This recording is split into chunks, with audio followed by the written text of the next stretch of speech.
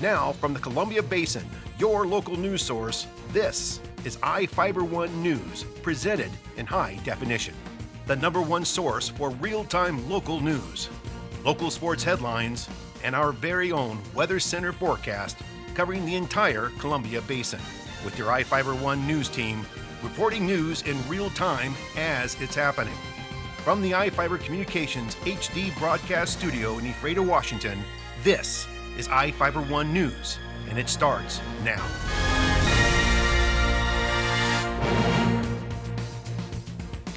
Welcome to iFIBER 1 News. I'm Roger Adelson, reporting news from around the Columbia Basin for Thursday, January the 2nd. Tonight we report on an update on a shooting in Moses Lake and a change in a prepaid cell phone tax.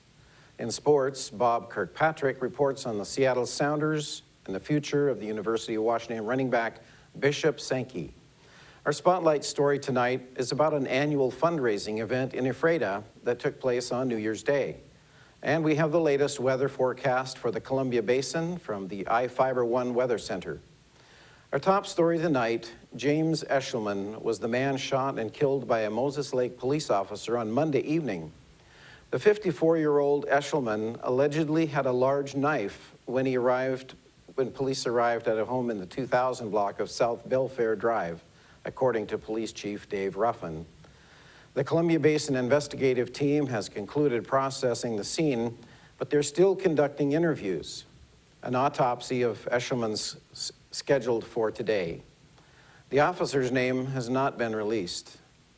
Ruffin stated the police officer was placed on administrative leave pending the outcome of the investigation as a standard protocol. There is no other information at this time, Police Chief Dave Ruffin stated. We recognize the media and the public interest, and we want to ensure that we allow the investigators time to conduct interviews with witnesses, gather evidence, and verify information. Within the constraints, we will be able to provide accurate information. They expect to provide more information tomorrow. A change in who is collecting prepaid cell phone taxes is happening in Grant County. Here's Cameron Probert with the story. A change in how a tax is collected may affect people using prepaid cell phones. The Grant County Commissioners approved an ordinance requiring retailers to collect a 70-cent a month tax for prepaid cell phones. The ordinance follows a similar change in state law. The money from the tax goes to pay for 911 services. Prior to the change, cell phone carriers such as AT&T and Verizon Wireless were required to collect the tax for prepaid cell phones. The Multi-Agency Communications Center Director, Jackie Jones, said the change shouldn't increase the amount of money the center receives, but it may, because it's unknown whether all of the prepaid companies are paying the tax. Jones suggested some of the smaller companies might not be paying anything. She estimated the center could lose nearly $200,000 if the county didn't make the change, since state reimbursements for 911 service would stop and no one would be collecting the tax on prepaid cell phones. For iFIBER 1 News, this is Cameron Probert reporting. Thanks, Cameron. Courageous Moses Lake locals took the plunge yesterday to ring in the new year. Here's Jeff Chu with that story.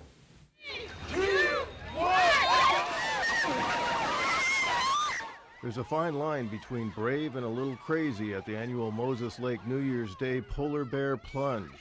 After all, you have to either be brave, crazy, or a little of both to jump into a 30-foot square pond cut out of a block of ice they call a lake. Brr. But the annual event at Cascade Park is New Year's Day's craziness for a good cause. Donations went to the Grant County Animal Outreach Shelter in North Moses Lake. The noontime air temperature was at 32, and that's actually warmer than it's been the past 2 weeks. Water temperature was believed to be somewhere in the high 20s.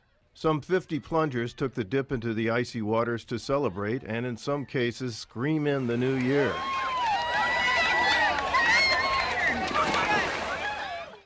There were about 3 times the onlookers than those who took the plunge.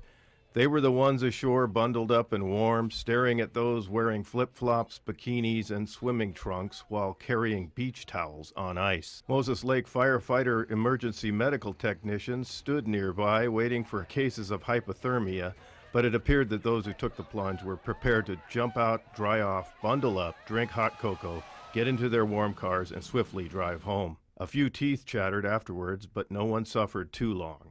I'm Jeff Chu for iFIBER 1 News. Thank you, Jeff. Each of the people you see here has warrants for their arrest and is wanted by various law enforcement agencies. If you see any of these people, the DOC asks that you do not attempt to detain or apprehend them, but to call the police. You can also call the Department of Corrections at 509-764-6180 during the day or 509-762-1160 after 5 p.m. We'll be back after these messages with the latest from the iFIBER 1 Weather Center, sports, and more news. Good food, cold beer, and plenty of entertainment. That's what Sporty Steakhouse is all about. Open 6 a.m. every day. We offer over 100 reasonably priced menu items with 24 different ice-cold beers on tap and a wide variety of spirits. Come in with your favorite group, watch the game on our big screen TV, shoot pool, play shuffleboard, and more.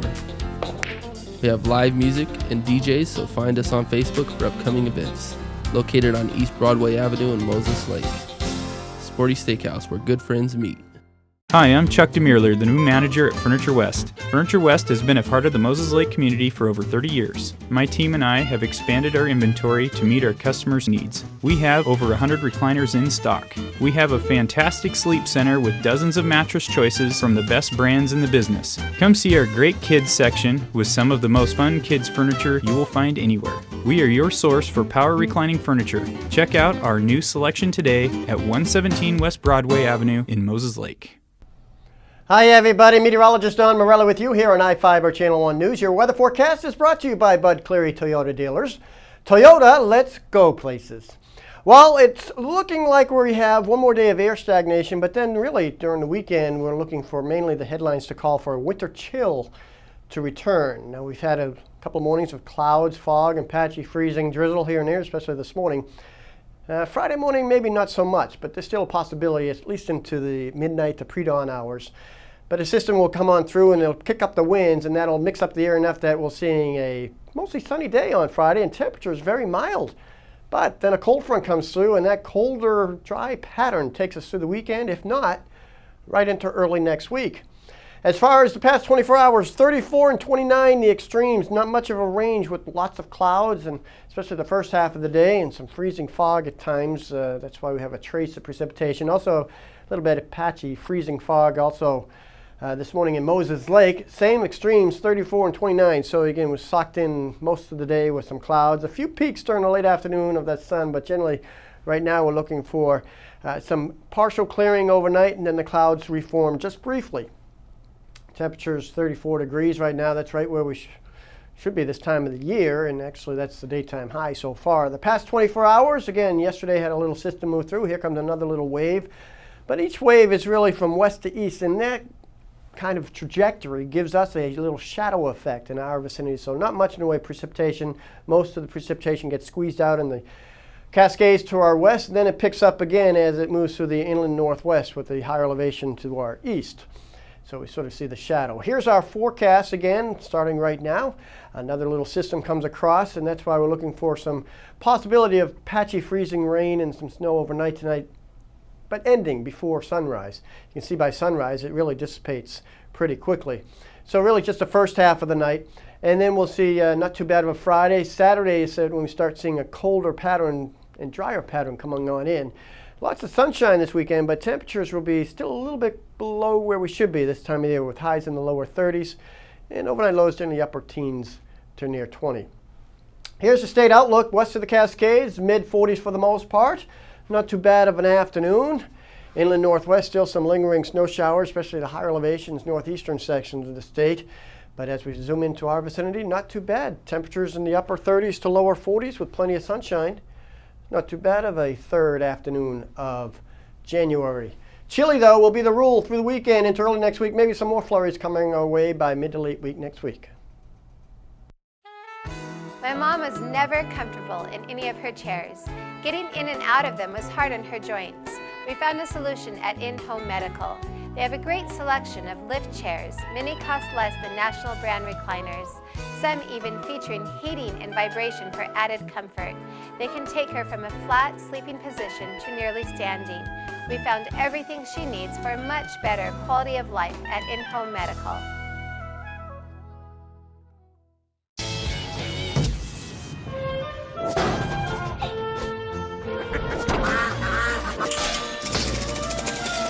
Last play of the game, folks. Manning throws. Touchdown. Hey, Peyton, what are you doing? Tossing the dough. Just like you said. You want to throw one? For just $11, get Papa John's new Chipotle chicken and bacon pizza. That's right, only $11 for a large. Plus, try our new mega chocolate chip cookie, just $5. Nice and smooth. Peyton? Welcome back. I'm Bob Kirkpatrick with today's sports. The Seahawks edged out the Denver Broncos for the top spot in the final Associated Press 2013 Power Rankings. NFC West champion Seattle grabbed 8 first-place votes and 380 points. AFC West winner Denver got the other 4 first-place votes and finished with 372 points. Both had 13-3 records this season and are the top seeds in each conference. Houston, which began the scheduled ranked 5th, finished 32nd and last with 13 points. Seattle is on a bye this week, but will host the Packers, Saints, or 49ers January 11th, depending on the outcome of this weekend's wild card round. Specialized license plate for Seattle Seahawks and Sounder fans go on sale today. The plates feature the 12th man flag for the Seahawks and a team scarf for Sounders FC. The News Tribune reported the first 25 were auctioned off last month. The coveted 12th man plate went for $42,299.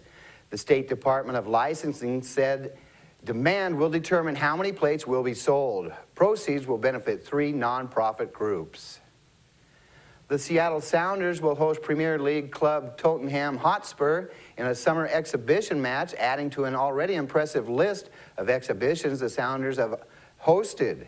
The match will take place July 19th, less than a week after the conclusion of the World Cup.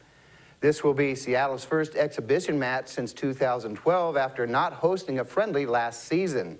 Seattle hosted Chelsea in 2012, Manchester United in 2011, and both Chelsea and FC Barcelona in 2009. The Sounders are winless in those 4 matches. Tottenham's visit is part of a preseason tour of the U.S. They are also scheduled to face the Chicago Fire July 26. University of Washington running back Bishop Sankey will skip his senior year and enter the NFL draft. Sankey is coming off the finest season for a tailback in Washington history, rushing for 1,870 yards and 20 touchdowns in 13 games. He broke Corey Dillon's school record for yards rushing in a season. Sankey had 95 yards in Washington's 31-16 win over BYU in the Fight Hunger Bowl last Friday. Sankey is the second Husky junior to announce he's leaving school early. Tight end Austin Safarian-Jenkins announced after the bowl game that he was headed to the NFL. Well, be sure and tune in Saturday evening for iFIBER 1 sports coverage of the Alfredo Othello basketball games. The girls kick off the action at 5:45, followed by the boys at 7:30. Well, that's it for sports. We'll be right back after this.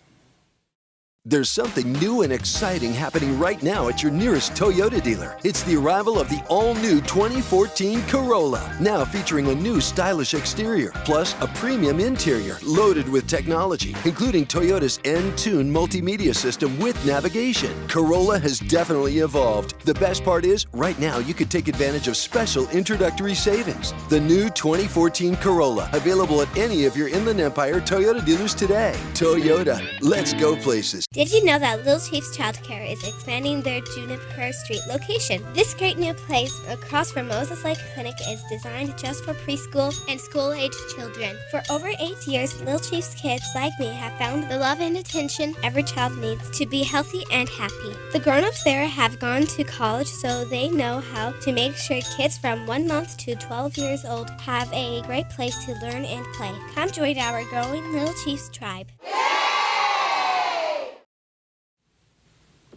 Our spotlight story tonight is about an annual community fundraiser inspired by all who face life-threatening illnesses. Here with the story is Jeff Chu. Part race, part scavenger hunt, the second annual Sam Scramble in Ephrata drew 158 participants and 44 teams. It happened on New Year's Day and it raised at least $7,500.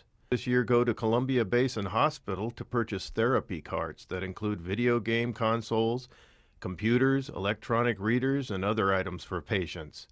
Event coordinator Shannon Lowry talked about the Sam Scramble. Sam Scramble was inspired by Samantha Webb, who died 11 years ago of cancer. She was a Spitfire and faced all the obstacles and challenges in her life with grace and strength. And we decided that we wanted an event to mark her life that inspired people to live healthy and to support each other when they're dealing with challenges. Shannon said a group of Ephrata residents came up with the idea for the health-promoting event that starts and ends at Ephrata Recreation Center. Samantha is Michelle and Tony Webb's daughter. They are on our team, and we've just all been friends for a very long time, and got to thinking a couple of years ago about having an event like this, and one of our members had been to a scramble like this in another location, and it was just so much fun. We decided this was the right thing for the community. This year there are 27 checkpoints around Ephrata.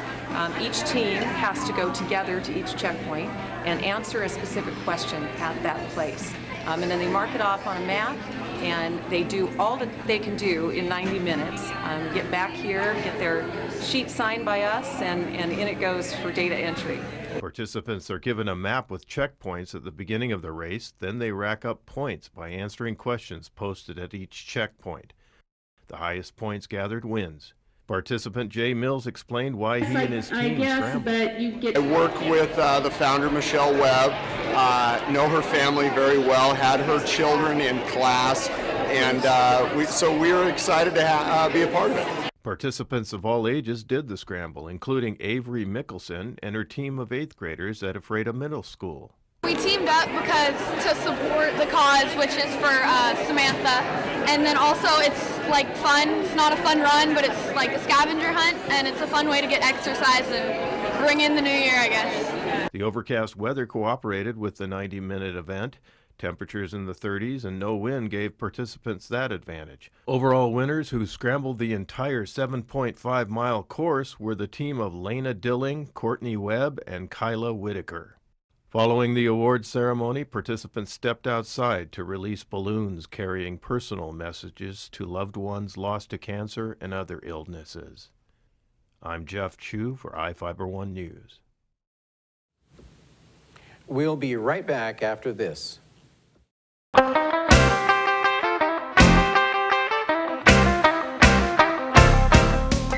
Give your car the bath of a lifetime at Glass House Car and Dog Wash. Our personal attendants will focus on your vehicle's needs, and our new touchless technology guarantees the best wash possible.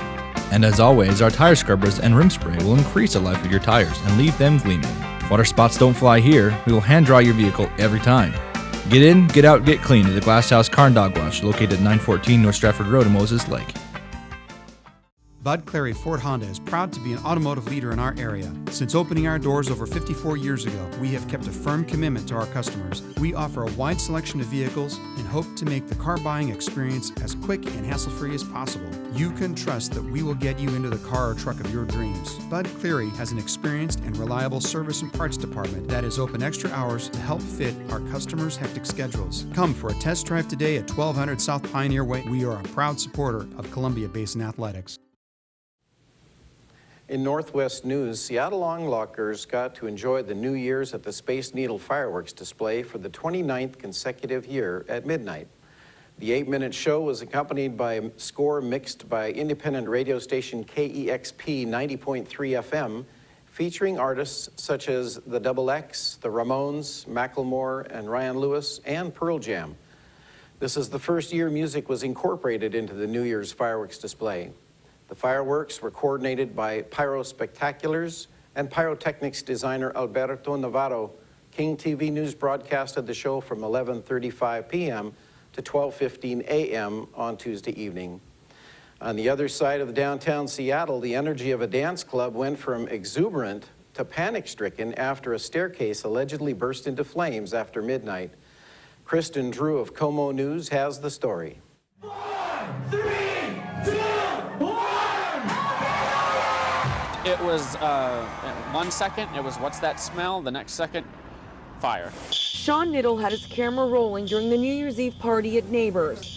But shortly after midnight, he found himself getting video of a fire scene. I just remember how bright it was. You turn around and all of a sudden it's this bright light that is not, LED or anything, and then the smoke. Police say someone poured gasoline on this staircase, then started a fire. So immediately turned around, and there's a small fire, and then just went up in flames, and I was The gone. staircase on fire led to an upper-level bar. And we saw smoke, and we could feel the heat in the ceiling. This man and his friend started screaming fire, then grabbed an extinguisher from behind the bar.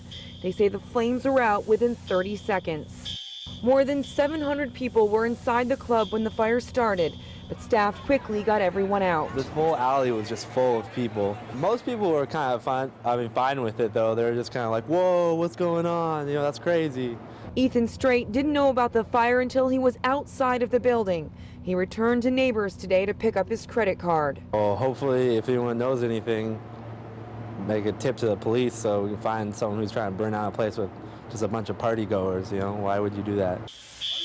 That's full of gasoline. A security guard later found a gas container at the top of the stairs in plain sight.